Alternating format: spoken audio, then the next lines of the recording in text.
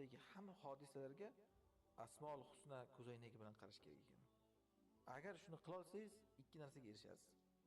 Birinchidan, Allohni taniysiz. Iymon ziyoda bo'ladi bundan.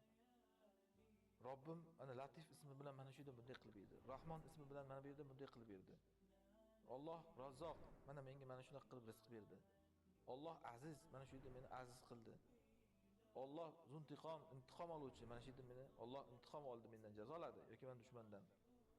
Alloh Basir ko'rib turgandi mana. Alloh Nasir yordam berdi. Alloh Qoviy qo'llab-quvvatladi. Va hokazo hayotingizda nimaiki narsa bo'lsa, Allohning asmo husnasi bilan shunday qarashingizda iymon ziyoda bo'laveradi borgan sari.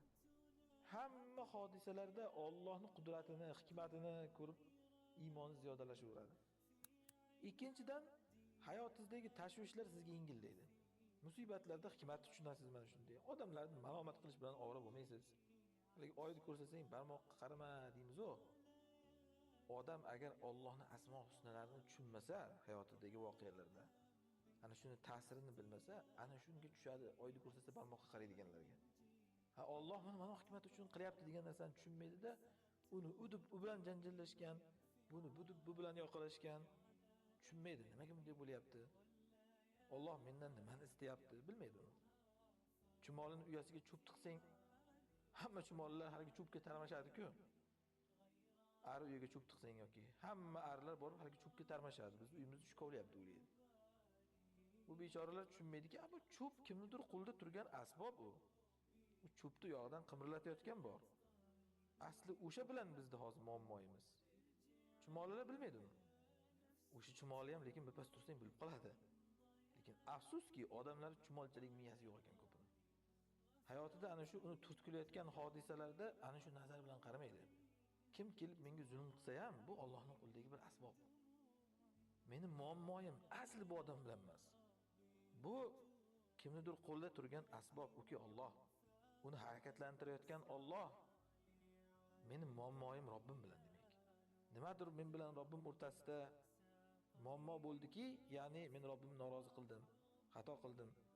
Ana shuning uchun bularni Alloh menga harakatlantiryapti deydi. Inson asmo husna bilan yashasa mana shunaqa bo'ladi.